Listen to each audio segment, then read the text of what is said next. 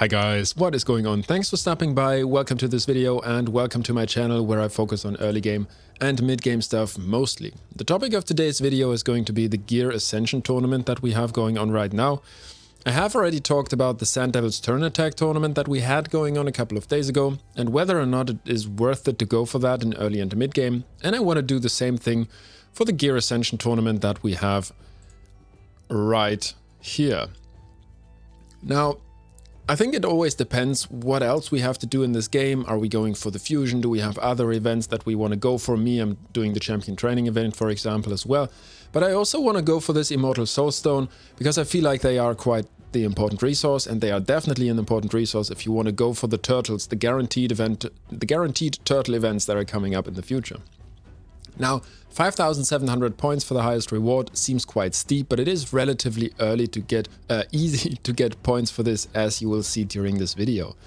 Spoiler alert, it is going to take around 2,000 to 2,500 energy, depending on the stage that you can farm. Now, where do we want to farm? Sand Devil or Shogun? It is Shogun for this one. That definitely makes sense because we had the Sand Devil tournament. Now we have a tournament where we want to go for the Phantom Shogun. Reason being is greater extracts and superior extracts give us more points than oils. So Phantom Shogun is going to be more efficient.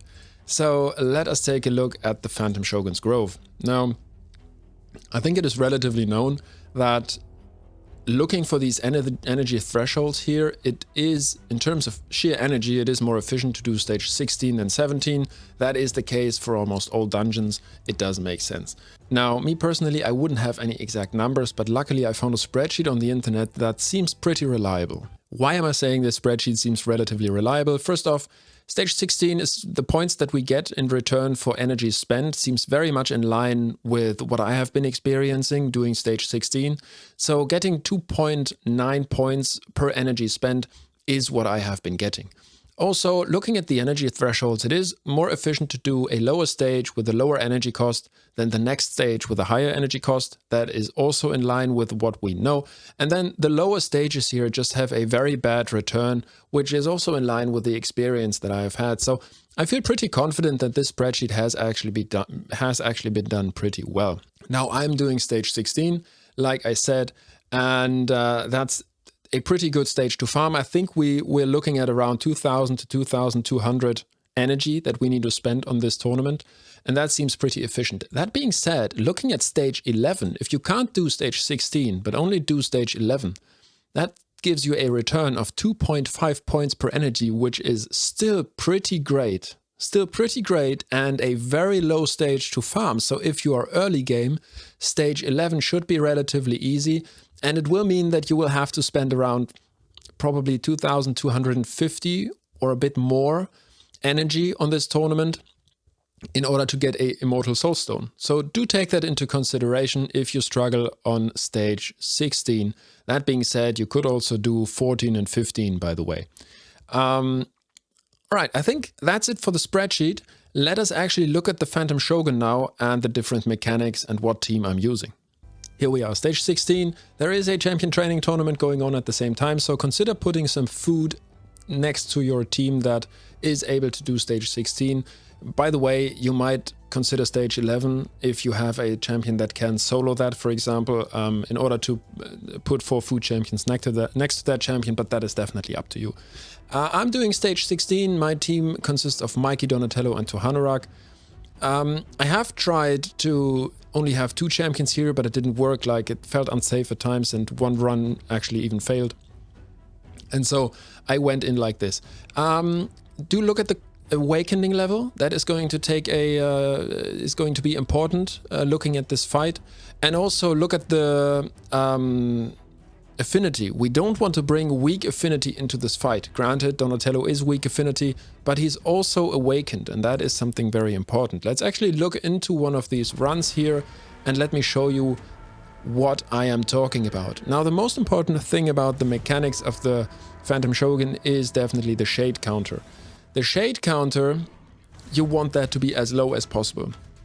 Because looking at the shade counter, when the shade counter reaches 20, he will not receive damage from poison. When it reaches 30, he will not receive damage from HP burn and smite, and when it reaches 40, he will not receive damage from skills that attack with enemy max HP hits. Now that's not too impactful, at least for my team. Also, if the shade counter reaches 50, all attacks will ignore 100% of the target's defense. Now that is a big problem. Also, with each point of shade counter, there is going to be more crit rate and more crit damage on the Phantom Shogun. And that means that we want to keep it as low as possible, independent of the damage that we bring, independent of poison or HP burn or whatever we bring into this fight. We really want the shade counter to be as low as possible. How does the shade counter go up? It goes up by weak hits from your champions on the Phantom Shogun. How does it go down? It goes down when we attack with champions that are awakened. So that really makes affinity very important, and it also makes awakened champions pretty important.